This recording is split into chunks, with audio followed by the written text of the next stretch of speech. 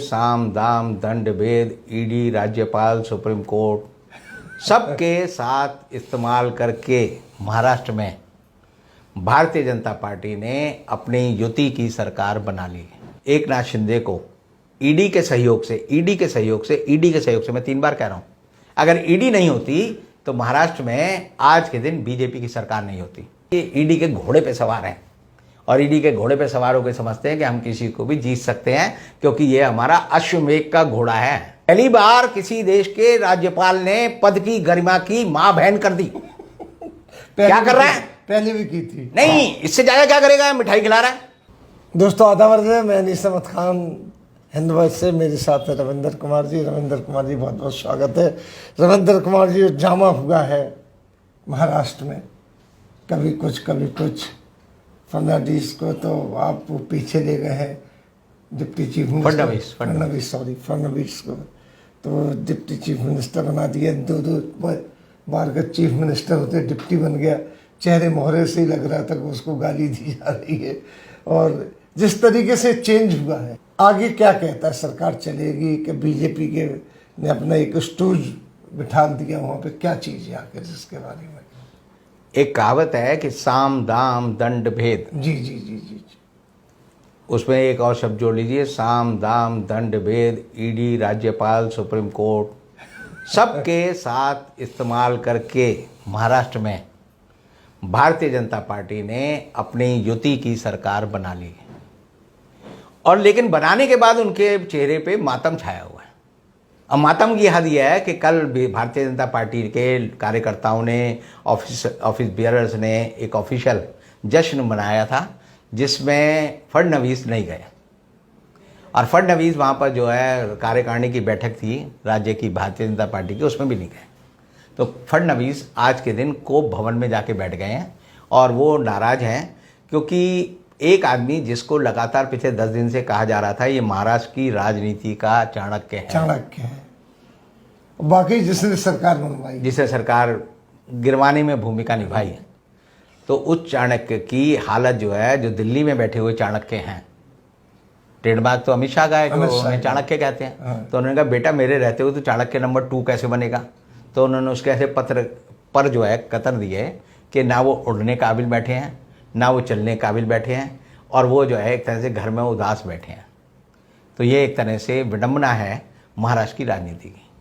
अब एक बात समझिए कि महाराष्ट्र की राजनीति में जिस तरह से एक नाथ शिंदे को ईडी के सहयोग से मैं 3 बार कह रहा हूँ, अगर ईडी नहीं होती तो महाराष्ट्र में आज के दिन बीजेपी की सरकार नहीं होती। क्योंकि बीजेपी की सरकार बनाने में सबसे ज़्यादा योगदान अगर किसी का है तो वो इन्फोर्समेंट डायरेक्टरेट का है। इन्फोर्समेंट डायरेक्ट ने एक नाथ शिंदे और उसके पीए को और उसके जो प्रॉपर्टी के काम देखने वाले सचिन जोशी हैं, उनको जो है नोटिस दिया था कि 24 तारीख को आकर जवाब दो कि एक नाथ शिंदे पे 1000 करोड़ रुपए कैसे आए।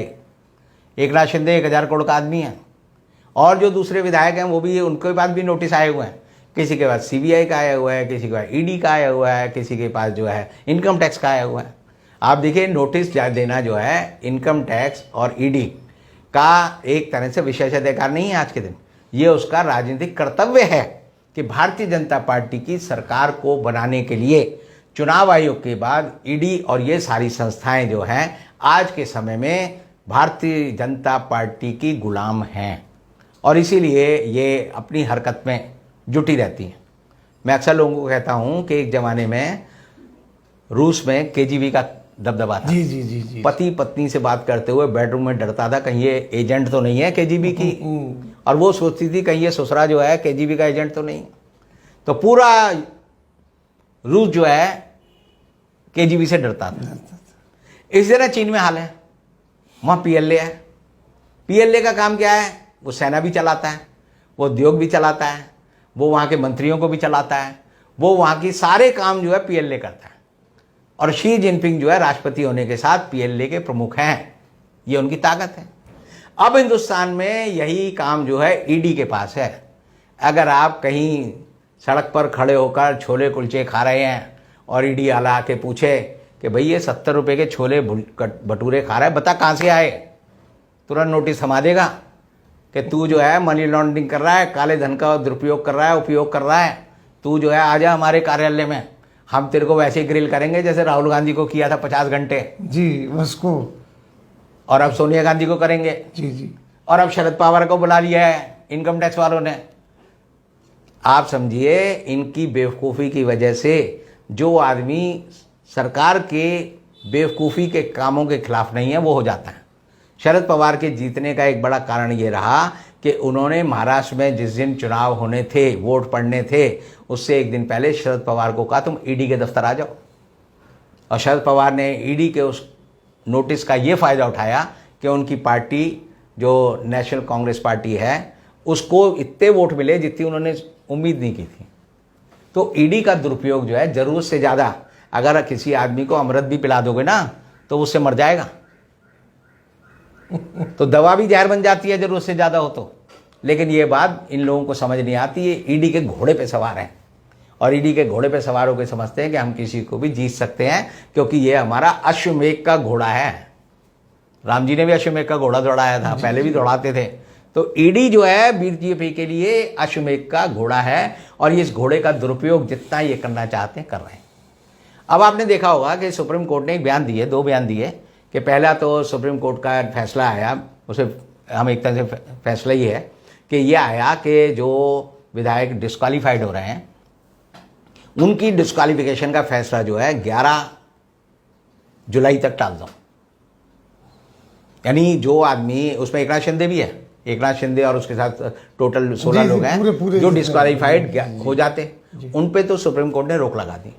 लेकिन जब विधानसभा का सत्र बुलाने के लिए राज्यपाल ने कहा कि 24 घंटे में विधानसभा का सत्र बुलाओ, तो सुप्रीम कोर्ट ने कहा इस पर हम रोक नहीं लगाएंगे। यानी कि एक व्यक्ति जो सदन का सदस्य हो सकता है और हट सकता है, जो डिस्क्वालीफाइड हो सकता है, उसको कहा कि तू तो सदन का सदस्य रहेगा, तेरे बारे में फैसला होगा 11 जुलाई को, लेकिन सदन में अभी जो वोट पड़ेगा उसमें तू वोट देगा। तो वोट देगा। ये ऐसे ही है जैसे मैं अगर जनता को सभ्य भाषा में और सरल भाषा में समझाऊं कि शादी किससे होगी सत्ता की, ये तो नहीं पता। ये 11 जुलाई को तय होगा कि शादी का उम्मीदवार कौन बनेगा, शादी किसकी किससे होगी, लेकिन सुहागरात कल ही मनाई जाएगी। यानी सुहागरात कल बन गई, जो पेट में बच्चा ठहर गया तो वो बच्चा किसका होगा, वो जायज होगा नाजायज होगा, इसका फैसला सुप्रीम कोर्ट के मुताबिक 11 जुलाई को होगा। और इस फैसले की निंदा होनी चाहिए। उस फैसले की निंदा नहीं कर रहे लोग, निंदा कर रहे हैं कि जी नुपुर शर्मा के खिलाफ तुमने बयान दे दिया। तो आप समझिए जिसको जहां चोट पहुंचती है वो अपनी चोट को रोता है। मेरे दांत में दर्द होगा, मैं कहूँगा मेरे दांत में दर्द हो रहा है। आपकी आंख में दर्द होगा, आप कहोगे मेरी आंख में दर्द हो रहा है। तो दुनिया अपने दर्द से बेहाल है, किसी दूसरे के दर्द से बेहाल नहीं है।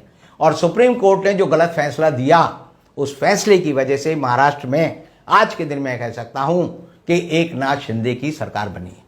अब आप देखिए, राज्यपाल ने कहा कि राज्यपाल बड़ा खुश था। पहली बार किसी देश के राज्यपाल ने पद की गरिमा की मां बहन कर दी। क्या कर रहा है? पहले भी की थी। नहीं, इससे ज्यादा क्या करेगा? मिठाई खिला रहा है। आपने देखा है मोदी जी ने 2 बार शपथ ली, किसी भी राष्ट्रपति ने मोदी जी को मिठाई खिलाई? बिल्कुल खिलाते नहीं है। किसी भी राष्ट्रपति ने मोदी जी को गमला दिया, लो जी ये गमला लो? फडणवीस को गमला दिया देखा है आपने? नहीं। कभी भी आपने देखा है पदग्रहण में? पद है उनका तो भाई नहीं, गरिमा है। आप एक परफॉर्मेंस के लिए आए, बड़ी एक सुचारू परफॉर्मेंस चलती है, वो चले ना चले, कई बार देखने में भी बड़ा दर्द होता है कि देख क्या रहे हैं, लेकिन लोग देख लेते हैं। लेकिन राज्यपाल ने उसमें तड़का डाल दिया। और जब एकनाथ शिंदे अपनी वो ले रहे थे शपथ, तो उन्होंने कहा बाला साहब ठाकरे, फिर कहा महाराष्ट्र। तो ये पद जो है, उनकी जो शपथ है पूरी नहीं हुई, या अधूरी शपथ है। ये शपथ अमान्य होनी चाहिए, इसे दोबारा शपथ लेनी चाहिए अगर कोई एप्लीकेशन लगाएगा तो आप देखिए राजनीति का चीरहरण करा जा रहा है। और अब ये कहा गया है कि एकनाथ शिंदे अपने को विधानसभा में बहुमत सिद्ध करें। अब बहुमत सिद्ध कर देते हैं वो, लेकिन उसके बाद अगर 11 जुलाई को ये होता है कि ये इस आदमी को दल बदल विधेयक की वजह से अयोग्यता मिल जाती है, जी। तो क्या हाल होगा? सुप्रीम कोर्ट यानी ये कैसे इस चीज को सिद्ध करेगी कि 1 तारीख से लेकर 11 तारीख तक महाराष्ट्र में जो व्यक्ति सदन का सदस्य बनने लायक नहीं था, उसने सरकार कैसे चला ली? उससे आरे जंगल जो थे, जिनके पेड़ काटने का बड़ा हंगामा हुआ था, उसका फैसला कैसे बदल दिया? तो आप देखिए, ये राजनीति का एक, मैं कहता हूं कॉमेडी सर्कस चल रहा है, और ये कॉमेडी सर्कस महाराष्ट्र में चल रहा है, और महाराष्ट्र में नहीं पूरी दुनिया में चल रहा है, पूरे हिंदुस्तान में चल रहा है। और पूरी दुनिया देख रही है कि महाराष्ट्र में लोकतंत्र का जनाजा किस तरह निकाला जा रहा है, और कोई बोल नहीं रहा, लेकिन सबको समझ आ रहा है हो कुछ गड़बड़ रहा है। कोई अकल जो है इसमें नहीं लगती, जितनी आप अकल का इस्तेमाल करोगे आपको दुख होगा। जिस तरह आप कॉमेडी सर्कस देखते हैं, कपिल शर्मा का शो देखते हैं, दादा कोंकड़े की फिल्म देखते थे कि अंधेरी रात में दिया तेरे हाथ में, वही वाली बात हो रही है। ये जो है अगर आप इसको महाराष्ट्र की सरकार से जोड़ लें तो आपको सारी बात समझ आ जाएगी कि किसने किसके हाथ में क्या दिया है। बहुत बहुत शुक्रिया आपका। अगले अंक में फिर मुलाकात होगी रविंदर जी के साथ, तब तक के लिए दीजिए हमें इजाज़त।